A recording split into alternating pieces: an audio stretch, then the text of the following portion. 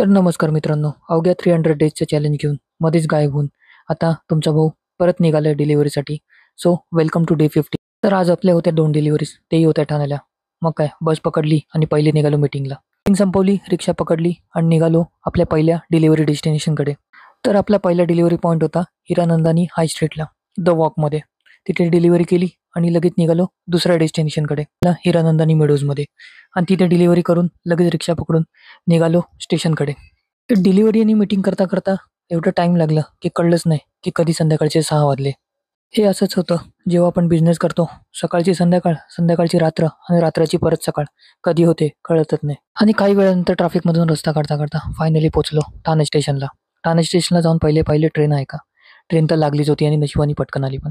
Train पकडली आणि निघालो. आणि मग काय, या सुंदर संध्याकाळची हळूवर वाटचाल रात्रीकडे वळताना पाहत पाहत पोचलो आपल्या घरी. चला मग भेटूया उद्या.